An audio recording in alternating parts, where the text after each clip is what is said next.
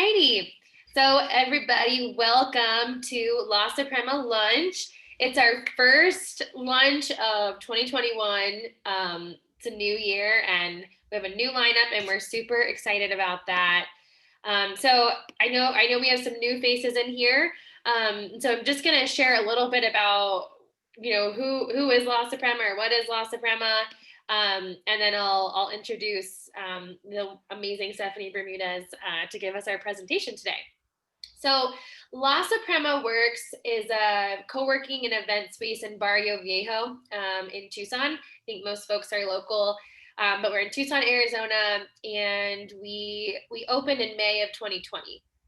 And so we have private offices, like resident desks where you can have a permanent desk, and flexible co-working where it's just like open shared space. So that's kind of what we do. And we also do events if you're looking for an event space. We have a beautiful courtyard.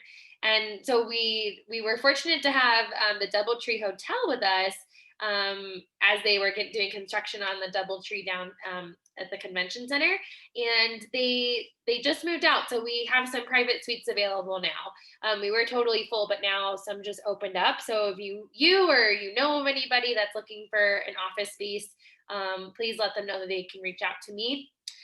And then our resident desk membership, the prices are now $299 for month for per month for the resident desk membership. It's 24/7 access, your own permanent place. You can settle in, bring your second monitor, photos of your family, your dog, whatever that is, and kind of settle in. So those are some of the new things. If anyone's ever interested in seeing our space in person, you can always book a tour on our website, and you'll get to meet me with the mask on, and I will show you the space. Awesome. So like I said, La Suprema Lunch is back. So today we're super fortunate to have Stephanie Bermudez. She's the CEO and founder of Startup Unidos. And she's going to be telling us about social capital and bridging networks and strengthening innovation across borders. And I'm just super excited for this presentation. I've worked with Stephanie in other ways and platforms before, but I am so excited to host her here on La Suprema Lunch today. She has a wealth of knowledge and is just doing really awesome things around Southern Arizona and Mexico, and across the borders. So amazing. So we love questions, and there's going to be time throughout. Maybe we'll stop for questions if it feels right, but we'll also hold questions for the end as well. But go ahead and send them through the chat the whole time, and we'll save all those and get to them when the time is right. But we love them, so please ask all the questions. And without further ado, I'm so excited to introduce Stephanie Bermudez. She's from Ambos Nogales. She's a Latinx innovator. She's invested 15 years of understanding local culture and building relationships and earning respect and loyalty of people in the region. And her innovative ideas create cross-border communities and environments that expand on binational relationships to encourage collaboration and co-inspiration. And she's certainly very inspiring to me and so many others. So without further ado, Stephanie, please take it away. Hi, everyone. Thanks, Alex. And congratulations on La Suprema. I've had an opportunity to go there and check things out as you were building it. And it's beautiful what you've been able to do with the space. It's really one of a kind for any of you that are curious. I was actually planning on hosting a binational meeting there myself and renting out a conference room, and asked all of the questions about COVID. So, and got all of the right answers. Unfortunately, our meeting did fall through because of international, red tape. But La Suprema is there. They've been very supportive of many initiatives that Startup Unidos has done, and it's a pleasure for me to be connected also with the owners there, with the Inas, the famous Inas. Thank you so much, Alex. I'm gonna project a presentation. Yes. And let me get that done. Yep, go for it. Thanks for your kind words, Stephanie. Appreciate it. I'm excited to be here with you all today to talk about social capital and bridging networks and essentially how we've been able to strengthen innovation across borders, particularly in the Arizona and Sonora region. I am American grown with Mexican roots. I am from Ambos Nogales. For those who are not familiar with the word ambos, it means both sides. Nogales is one of few communities that's actually divided by the border wall, where there is a Nogales, Arizona, and there is a Nogales, Sonora. For those of us that are native to this area, being a Nogalense, it means that you're from the city, which is unfortunately divided by the wall. But our existence is really a duality. We're able to navigate on both sides, unlike many don't get to experience in either country. And it took me a long time to recognize that as an incredible ability that not only I possess, but that people from areas like Nogales that exist along almost 2,000 miles of wall that divides us, but it provided a biculturalism. It provided an ability to exist in two different places, and I took that for granted for a very long time. I am a lifelong learner, and I've had a history of wanting to be my own boss for a very long time, since I was fairly young. I've um, I've been on this journey of becoming unemployable for a very long time. I didn't always know what I was doing, and a lot of the advice that I gathered as I was going down my path was advice that didn't really line up with what was available or what my reality was going through this journey. So oftentimes I was advised to gather everything that I had, which was essentially a recommendation for financial, and to ask the network around me for financial support and moral support, and to just go. But I quickly realized that that reality isn't available to everyone. But luckily, that wasn't the only advice that I was receiving. I was also receiving advice that was tuned into the person that I am. And that advice was in investing in others, and how that was essential in order for us to be able to project ourselves forward in order for us to succeed. So, one of the things that I knew for sure about myself was that I was a go to person. I was naturally a go to gal. That was something that I've been nearly my entire life. So I knew that about myself, but I didn't have a strategy for it. So oftentimes you'd find me just giving away my network, giving away the capital that I had to offer, not knowing the value of what I possessed, and really not knowing how to apply it in a way to where I could create impact. So I was placed in a lot of positions, where I was given the opportunity to grow, but I wasn't given the opportunity to propel forward by what I was offering. So it took me going through a lot of different types of trainings and workshops and retreats and leadership academies, and a lot of really um, a drive to be different, to be more, to understand really and recognize what my strengths were, so that I can take what the value, the currency that I had, and the people which were at the core of everything and anything that I've created, and um, to do something with it. But I wasn't necessarily knowing what it was that I could do. And it took for me one of the programs here in Tucson that really allowed for me to have an aha moment was the program with Lead Local, their C-suite. It That is where this idea of Startup Unidos began to really form. And looking back, the idea of Startup Unidos began to form in 2015.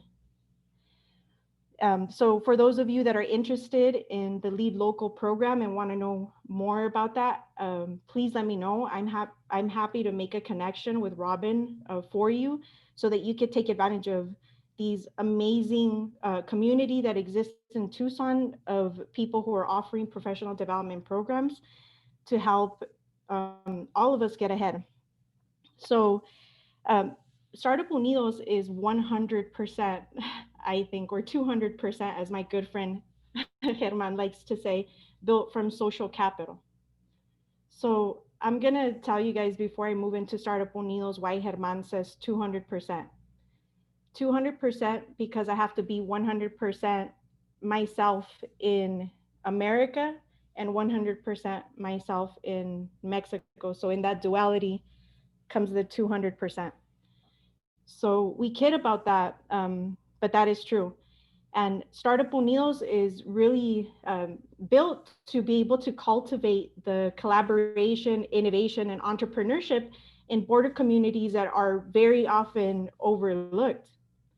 What we like to do at Startup Unidos is really look at the challenges at the border and change the narrative and seek opportunities and build programs that span beyond what we know, for communities like Nogales and beyond, because these areas are unique, so the approach that we take has to be tuned in to the people of that space. So we are culturally anchored in that way. The model that we work on is on a social equity model. This model essentially means that we ask the community about what it is that they need and then turn around and uh, accommodate them, by providing support with tools that are just retrofitted, but that are culturally relevant, and tuned to their abilities with examples that reflect their image in, along the borderlands. So I came here today to talk to you guys about how I did this along the ways.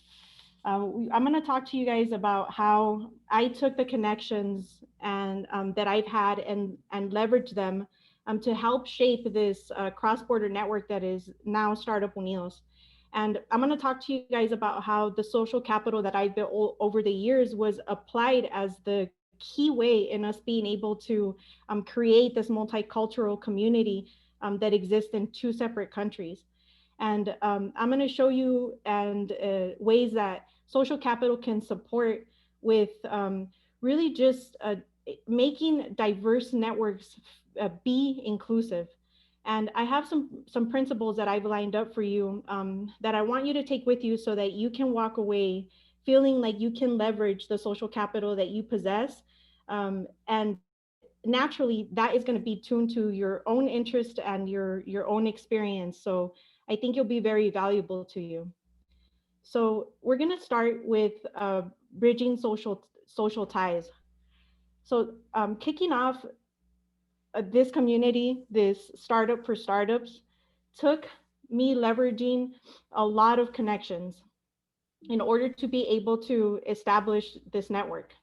But let's start from the beginning. Let's start from by identifying the difference on what you're imagining social capital can be. So there, you might be thinking social capital is actually your social network. So let's identify the difference. Your social network is this is your comfort zone. These are these are people that you already know. They're systems that have oftentimes existed our entire lives. There are things like our family, like our friends, our acquaintances, but also some of our early adopters. After a while, they tend to be more of our social network. The social capital side of the conversation that we're going to have today is really based on the value of those networks and your connection to them and how you associate with them. So the social capital is you can extract from your social network, and it might look like it looks like oftentimes like the communities that we interact with. It really allows us to have a sense of belonging. It allows us to form relationships that are based off of trust and safety. And this is the space. Your social capital is where you're doing favors and taking favors, where you're building connections, and where you're making connections. And this is essentially where the opportunity is in the people that you know. So this currency is available to anybody. So this is where your confidence should be always, in that you don't have to work very hard for social capital. It's you already have it. So social capital can look this way. Um, you don't have to wait until you're an adult to start building social capital. We start building social capital from actually a fairly young age. We start building social capital in things like our coaches, our teachers, our neighbors from neighborhoods that we've been a part of, the relationships that our parents afford us. We also pick up relationships in churches and civic groups or sports, and play groups and all these other ways that we begin to form social capital from a very young age. But as adults, these types of networks can expand. So imagine yourself at the center of your social capital and of your social network. And your social capital is essentially your ability to be able to leverage all of these social networks for a benefit. Now, some of these types of relationships that you build, along the way to build your social network, some of them are uh, ties that bond you. Some of them are ties that bridge you. Some of the social ties are the type that link. But in being able to recognize and really look at your social network maybe from a holistic standpoint, you know pull yourself out of the equation and look at what you have, you'll quickly come to realize that you're rich. You're rich with connections. You're rich with abilities that others might not have, with experiences that others might want to partake in, with resources that others need that how to obtain. And the social capital is in what you can derive from being able to intermix all of these opportunities.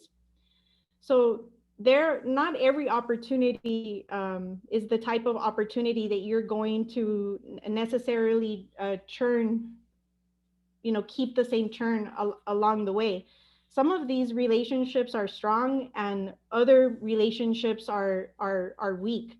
So you have to recognize what type of social tie the relationships that you're involved in, especially on if you're looking to expand your social capital. You have to become hyper aware of where you're at, because the strong ties are the ties that oftentimes bring we feel close, and we feel trust. We there are people that we know that we can count on, so we go to them really often.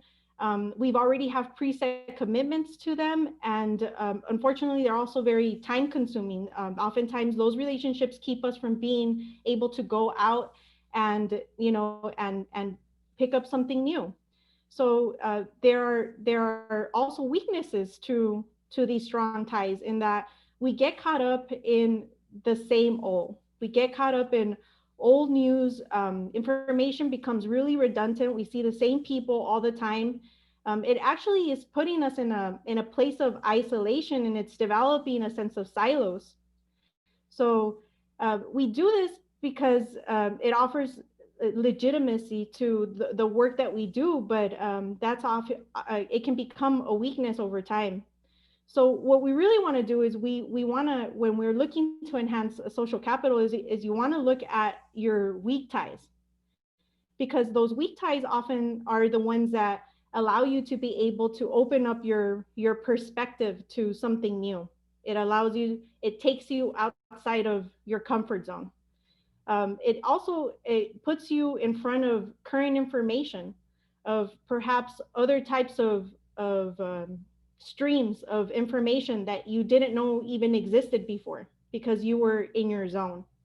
So it's important that when you're thinking about expanding, that you consider what is not your everyday, because your everyday is not going to secure your bridge. So you can see it like this. You know, your day to day can be in your strong ties, or you could leverage your weak ties so that you could really go out there and create real strength through social capital. So I spent the early years of my life, the first 16 years of my life in Nogales, and then I spent the next 16 years of my life mostly in Tucson. So when I went back to Nogales to want to do this work, I had to start from the beginning because I was perceived as an insider outsider.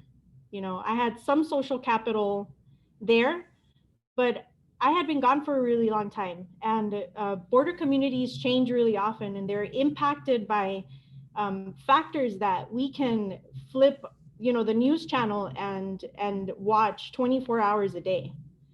So I started really by asking. I started by asking people in the community what it was that they wanted.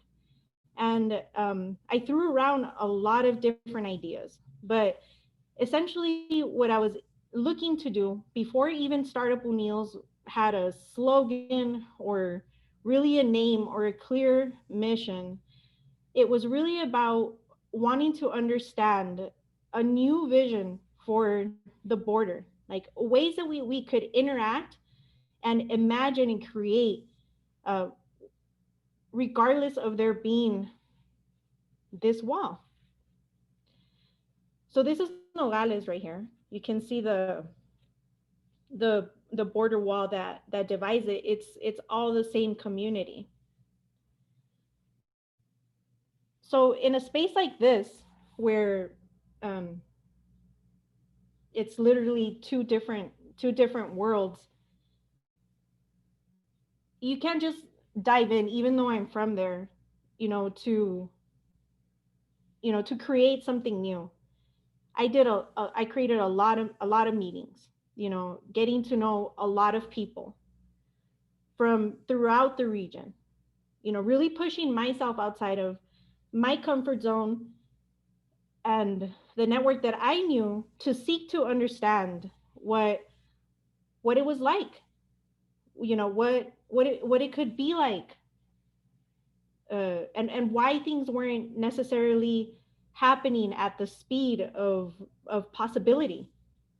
And the border region is incredibly unique. You know, we face a lot of social justice, environmental justice, name your crisis, you know, along the border, and it really complicates that relationship.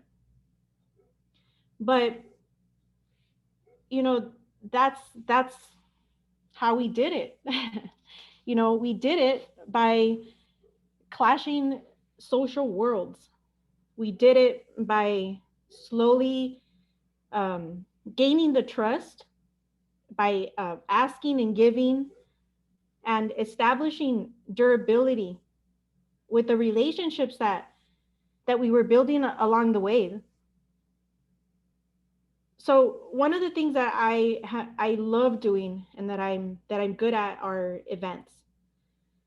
So that's one of my strengths, and I leveraged, you know, that ability of mine and that passion of mine to bring people together, to offer many different one of a kind experiences that, for me, it allowed me to be able to build relationships. It allowed me to be able to ask questions. It opened up an opportunity for me to set platforms to put influencers from the community in the middle of conversations, that in places that they've never seen, with people that they've never known, and having a really good time along the way. So some of you may have participated in events like this one here is a Tucson Young Professional, Ambos Nogales border destination tour that we did that was just absolutely incredible. So the space that you're looking at here is Holler and Saunders. It is this mystical mansion in right there, right along the borderline, in a space that you would just never imagine, you know, breaking down perceptions and allowing for people to come together and feel really good about a space that oftentimes that's not the dialogue, you know. So we've been doing this for a while, and also, you know, opening opportunities for individuals from Phoenix, from Guadalajara, from, you know, from Tucson to travel down to Hermosillo with somebody who was familiar, who had, you know, some people that I knew, you know, in the space. And in doing that, you know, we were able to begin to network. This event that you're looking at here is it's a startup weekend in Hermosillo at Tec de Monterrey campus, Sonora Norte. And some of you, I expect, are probably in the audience, but this is the event in which German found his co-founder. You know, Lluvia, I had met in Guadalajara, and I invited her to this event. I sat on a panel with her so she could be a keynote speaker. Audrey was actually living in Guanajuato, and she traveled to this, but she's actually from Tucson. And you know, Zach, amazing. You know, I mean, he's a world traveler. But uh, there's always an opportunity. I always found an opportunity to be able to just collide experiences and strengthen, because this these types of events really put you not only in different places, but also in proximity to for you to break down your own perceptions, to do away with these ideas that we build around that actually become barriers over time because we don't know, or we don't make time to better understand. So this is a mission trip that we did with Startup Tucson, and Alma was there, and also we have David, who used to work for the university's McGuire, and then we have a young professional in the back over here that actually works in Agua Prieta and also for the Gadsden company here in Tucson, and my brother JP over here. So it was a really great time, and this was at a Sonora, a Comisión Sonora Arizona event, where I got to speak on the Economic Development Committee about our Startup Unidos efforts. And tell me that these experiences do not ripple over time and build a sense of currency. You know, there's a lot of things that we imagine about Nogales when we travel through it. And I took events, and not just events, but also tours, you know, to bring people together. So I'm a true believer that if there's not a table there that I can speak at, that I'll just build the table, you know, and invite others to come in and have a conversation about things like innovation and what innovation looks like, you know, across border communities. So we've done a lot of cultural innovation work. Here you're looking at Stephen. You know, he was in charge of the Phoenix Startup Week when we dubbed this, and then this is right this is right here, Fernando, and you know, influencer in Nogales, and you see a Tesla with, you know, the port of entry behind you, and this and La Cinderella that is owned by Corey's, which is a family that's been there for, I believe, 75 years or so down Morley Avenue. And we're having this conversation about innovation, you know, just really breaking through what what we think is possible in areas where that haven't been activated. So um, the proximity and changing, you know, how I was living, working, and playing was important. So I left Tucson for 3 years to really put myself right in the mix of things, to allow me to fight my fight my own blocks. really what it challenge myself as well. Um, but we always created environments, right? We always created environments for collaboration, and that's how that happened. So I want to talk to you guys about this thing that Herman coined, thinking outside the block. So why thinking outside the block instead of thinking outside the box? Because oftentimes, um, for communities that have not had access to a lot of the support systems that most of us, that I certainly am privileged to have access to, um, oftentimes we have trouble even thinking outside the neighborhood level. So we, instead of thinking outside the box, which is big, let's start with the block, and start there. So when we're thinking about inclusivity and how social capital can support that, I want to take you back to our social equity model that we've created for Startup Unidos, because this model helps us identify the community. And once we identify the community, we ask the community what it is that we need, and then we structure support programs and systems according to what is needed. It's harder that way. It's slower that way.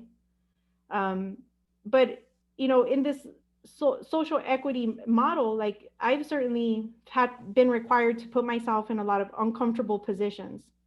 They were way out there outside of communities that I was familiar with.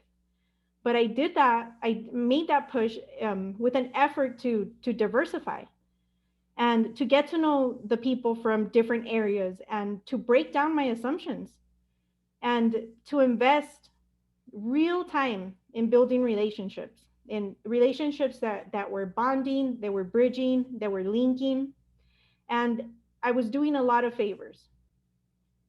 So um, I was also uh, effectively tapping my weak ties. And that's where the majority of your social capital exists, is within the weak ties.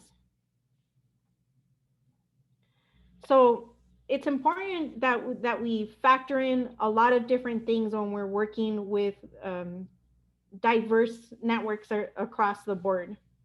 You know, we can't walk into these spaces making assumptions, because really, why would the person know what it is that you're talking about? Your lingo, your common language, you know? Because oftentimes spaces are dealing with discrimination, and discrimination trumps a lot of things that might be available for others. So the culture there is not about what it is that you do for a living. That's not the culture everywhere. That was a culture that I was certainly accustomed to. Um, but really, you have to think about uh, how birds of a feather flock together, and how, just like any social economic group, really, but how I had to recognize that the area in which I was working in southern Arizona and northern Sonora, I was dealing with working with a lot of low income families that had the tendency of wanting to connect with others that looked just like them in groups that where they could relate. And that's fair for all of us. But we also have to consider education and what that looks like across the board, of wanting to have these exchanges with different groups, not just across borders, but even at a neighborhood level. When we're having conversations with people, we have to remember that oftentimes we still share community with people who are of our own, the same race as we are, our same ethnicity, our same socioeconomic background. And now we have this heighten on our political affiliation. So it's no wonder we can't play. But also their connection to the labor market. Are who's employed, where they're employed, what are employment opportunities, Has the person owned a business? What experience do they have? What what about their gender? We see now, right now, through the pandemic, how it's affecting women in the workforce. But having a child does put you out of a lot of like traditional relationships that have widely been available to men. Not considering, also considering, that gender and gender rights and gender movements and are different on in within the two countries that we've been working with. So oftentimes, what I've seen is that access is mistaken for inclusivity. So making spaces inclusive means that you have factored in your product or your experience to not only make it accessible, but to understand that not everybody has the same background, the same experience, and that some of the conversations that are maybe had within certain spaces doesn't make it feel inclusive because you just simply can't relate. You can't vibe. So we have to start facilitating and involving more people at the table, not just people who are generating revenue or are stakeholders in what it is that we produce. So it's also important to really look at what the connections of different types of having connections with different types of people will really just flip your perspective. One of the number one feedback that I have gotten in putting these experiences together and building up social capital for Startup Unidos was in that I had no idea. Like I had no idea. I am from this community and I had no idea. I am 45 minutes from here. I have no idea. I've been to Nogales many times and I had no idea. Flip your perspective and consider, people who are across generations, who are by different gender identities and different ethnic groups. And in you building opportunities and making new relationships, consider how those relationships expand across, the spectrum of social capital. Like, what relationships are bonding relationships? The type of relationships that are in your comfort zone, that are familiar to you. And bridging relationships are those relationships that are your weak ties that you're bringing in, and forming a type of link or a type of bridge in building relationships. So it's also important when you're trying to mobilize, that you're paying attention to how you're talking about your story. We take for granted that everybody knows us and knows our way and the lingo and the tools and the that everybody's up to the innovation language. But that's actually could provide a lot of exclusivity and really not allow you to be able to mobilize. So it's important that we make ourselves more accessible, in embracing that there are differences out there, and that some of the ways that we can speak can be perceived as excluding others from opportunity. So you can gain a lot from being exposed to other narratives, because it just completely transforms it. It's not always like a linear path for everybody. Sometimes people's paths are really murky on their way to opportunity, and we just get lucky along the way. So let's see. So when it comes to social mobility, it's important to just remain curious, to learn other people's stories about how it is that they exist, how it is that they work. There is more from us to learn from diverse groups than there is for us to share. So stop and listen. And once you've listened and you can gather what it is that is needed, you can support the process of building capacity for others in spaces just like Tucson, that's bicultural, bilingual, and binational. Tucson is also a border town. So then at that point, point, you can share what you know. You can start to make connections to allow people to be able to break through and mobilize. So, the next thing is on leveraging your relationships. So, I'm going to give you guys some tools, and we're going to talk about some principles that you can leverage so that you can take with you and begin to establish your own social capital. So, number one, give, give, give. Always give. I'm a giver, too much of a giver. I'm learning how to balance all these like capitals. There's 8 different types of capital. I'm not going to talk about them, but I'm learning how to balance it all. But I'm really good at giving.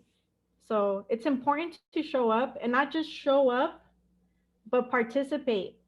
Roll your sleeves up, get your hands dirty, make connections, offer, be of value, offer your expertise, show up and give a workshop, offer to write a blog, and share your network. Like, do not keep your network from anyone if you're looking to build social capital, because sharing your network, say even just one or sharing with your network, um, 1 or 2 new contacts every week, or looking outside of your network and building 1 or 2 new contacts every week over the span of a year will expand your network in ways that are unimaginable. I've been doing that for years, and that's how we've been able to build this vast network from being able to leverage that. So it's also important to be proactive, to consider all the factors that we had discussed, but also understanding that not everybody knows how to ask. And it's also important that we recognize that we have to be specific when we're looking to have others help us. And the other is when people ask sometimes, they're just not asking the right person. And um, if they're not asking if you're not the right person when you get asked, but you have this network, this capital, this currency that you can draw from, you can always provide value to any partner, right? So you strengthen your social capital by bridging 2 relationships at that point. So being proactive is works really well, and I do it a lot. um, when somebody asks for help, oftentimes they don't clarify exactly what it is that they need. So I've come to read between the lines, when I'm being asked something similar often, but I also seek to clarify so that I can truly be of value to that person and not lead them down, the wrong path. I'm a tools geek. I love tools. I put my iPhone to good use and recommend that you do too. One of the tools that iPhone offers is your card. So you guys are all probably familiar with your card, but have you completed your card? Like, does your card look like this? Does your card have all of your information on there? Because I utilize it as a business card. So it's important for me to be able to just easily share my contact to others, airdrop my contact, put their contact quickly into their text box. I can email it to them. But more importantly, I never have learned what to do with business cards once I get them. So I oftentimes will get my business cards and put them into my phone, and that's that. So I have done this over the years for contacts that I have created, and that's how I've created a very, very long list of contacts that's like 20 years old now. I also protect my contact list like it is gold. So the other way that I utilize tools that I suggest that you leverage, I use WhatsApp a whole lot because it's a good fit for the community that I serve. There is a very popular app for Spanish speakers, and it's got really great securities, at least up until now.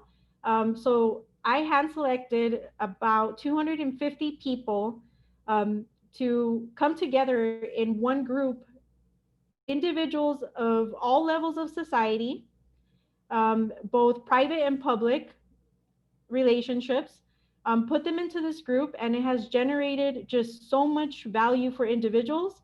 For me, taking just a small little slice of networks, but it was me curating the relationships there that really allowed for it to become what it is. And we might have to move up of WhatsApp, but we'll see. Because of the integration and the securities, it's making me nervous. Different conversation. But there is strategy in leveraging social capital. You want to identify your network, and you can begin to do that by maybe just drawing it out. I can also provide some tools. I can share a link with Alex so that you have some kind of like preset tools that you could use in writing in and just really recognizing like who your bonding relationships are, who are your strong ties, who are your weak ties, who is in the outer circles, like where are your relationships, and I sometimes often go back to my text messages, and make sure that I have all of my contacts completed. I oftentimes go into social media if I don't remember, if I want to follow up, if I have open time, and check my messages. I'm constantly looking for opportunities to be able to make connections. A good way for you to get started is to check your phone, check your social media, check your calendars. If you don't remember what you were doing last fall and you're looking for, generating your strategy for this year, check your planners. Who did you connect with?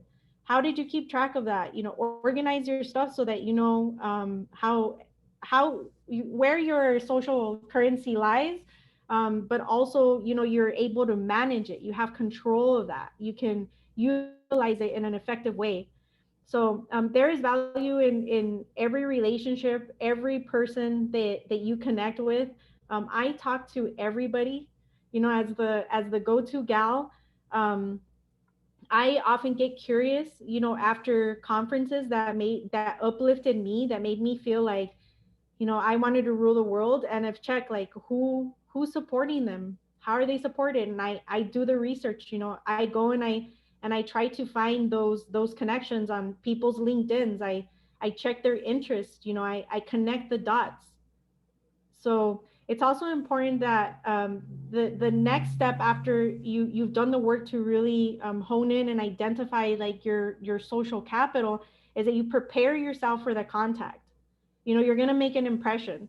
So uh, I as I have taken advantage of professional development programs, as I've shared, but I've also done personality assessments, and I've done also like work performance assessments, like the assessments like the 360 and other programs like that. So I've done Clifton Strengths, I've done Myers-Briggs, I've done 16 personalities, I've done several others. I love doing them. Why? Because it really allowed me to get to know myself and understand my own preferences, my abilities, and then I also had to, when you're preparing for contact, like you have to know not just yourself, but also the preferences of the people that you're looking to reach. So are they on social media? Do they prefer email? Are they good at responding? Are they more of the newsletter? Like, do people open newsletters? Some do, others don't. You want to understand what it is so that you can engage. I also want to share with Alex the social capital mapping tool that I have, that I've applied, especially when I'm in groups, like in new groups that I'm not familiar with, like outside of my comfort zone. I like to apply the social capital mapping. I usually do it with post-its, but this tool is gonna really help if you need a visual. Essentially, what that is you're going to be very intentional about the relationships that you're making, and you're going to put your intention down on paper so that when you do the reach out, you're actually prepared. to be able to make connections, and you have your tools all available on your phone so that you can do it quickly. So I make connections on the spot oftentimes, and I take connections very seriously. If somebody asks me for connections, if somebody has something to offer, I'm always trying to bring people together. I've had people say like, every time that I'm with you, I meet somebody new, or every time that I'm with you, you're trying to link me up to somebody else. That's right. That's me. Um, Also, the strategy in leveraging social capital is the discovery side of it. Like, there is a lot out there that there is to learn, way more than any of us can even imagine. So it's important that you're always just showing up when you're invited, especially to spaces, new spaces that are not your norm. Step outside the block. Step outside your comfort zone. Um, because those types of experiences ultimately are the type that build trust. So I am on a discovery tour myself. We've been doing this work with Startup Unidos for all of these years, but with things with the pandemic, I'm really out to establish a growth plan so that I'm working smart, and more importantly, that I'm um, really learning how to offer the best value to the people of the borderlands. I'm also thinking outside of Arizona and Sonora. I really am out to explore the borderlands in its entirety over the next couple of years, and I'm hoping to produce an ebook that highlights Borderlands innovation, filled with stories and pictures, and ideas and information, and it's just going to be incredible. So I wrote a blog about it. If you're curious, we have a new website, we have a new blog, and I'd love to be able to hear more from all of you so that we could continue to have conversation about social capital or anything else. So don't be shy. Reach out to us on social media, and I am very accessible. Just send me an email or find me on LinkedIn. Thank you. Awesome. Thank you so much, Stephanie. And just so everyone knows, Stephanie, if you're cool, that I'll share all of the links that you just had on that last slide with everyone in the email. I'll do a recap with a lot of the tools that you had sent over. I'll share your blog post and all of those ways to connect with you. Excellent. Yeah. So now we're going to open it up to questions. So we definitely have some questions out there I want to get to. So Michael asks, what tools do you use to manage all of your connections once you get them in your phone, calendar, and social media? Is there something more that you use? Yeah. I haven't mastered it. Honestly, what I am good at is uh, collecting my contacts. Mm-hmm. So I have downloaded even all of the emails from like my Gmail and kept list. But the CRM I have not mastered. I've tried Salesforce and it was way too much for us. I tried Airtable and I couldn't really wrap my head around it. I couldn't love it. So my next thing is I want to try what is it called? Oh my god! Oh my god! I haven't figured out the right CRM. So, but what I do have is like very good contacts. I have all my phone contacts, I have all my emails, and I do store all of my contacts in a newsletter program, um, which was MailChimp.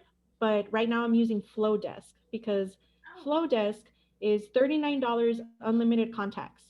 And that is something that has allowed me to be able to at least get the right information to certain groups of contacts, but I'm open for the right CRM conversation. Please help me. Thank you. So if you all have better CRMs out there, let us know. I'm interested in learning that too. Everyone's super appreciative for your time and your presentation, Stephanie. Just wanted to let you know that, as am I.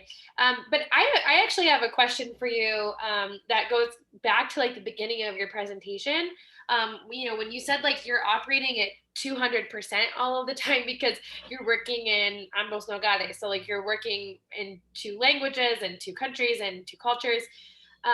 What do you do to keep up your energy, or like how do you do that, because it's a lot to always to constantly be switching and to be like floating back and forth between all of that especially with social capital, with talking to so many different Yeah. folks. So I'm interested what you do to help with that. Yeah, it's hard. It really is hard. Like I had to really step up my Spanish, like in a big way, and really own my bilingualism on a different level so that I could be more relatable. I really tuned in to the code switching. My roots.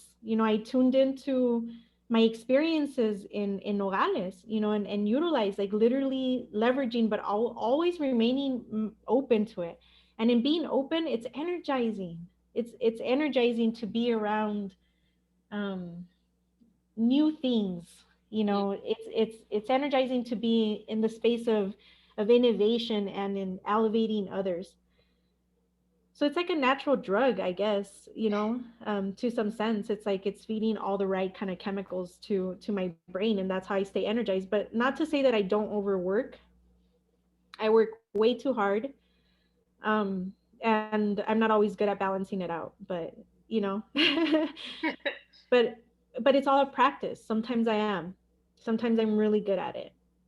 Yeah. And yeah, so it's a constant balance. And for that, I have my Google Calendar, and it is like a treasure to me. My guide. Yeah. Sophia has a question. She said, in addition to my question, how have you been finding exploring the need for balance? You mentioned in your constant giving of resources.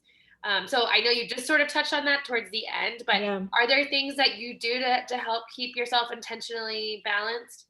Yeah, before I'm going to talk to you about when I wasn't good at keeping myself intentionally balanced, where I was like really just burning at my candle at both ends. And that was because I wasn't utilizing my social capital, so I was keeping a full-time job while at the same time like wanting to participate and engage and build all these relationships, like after work or on weekends.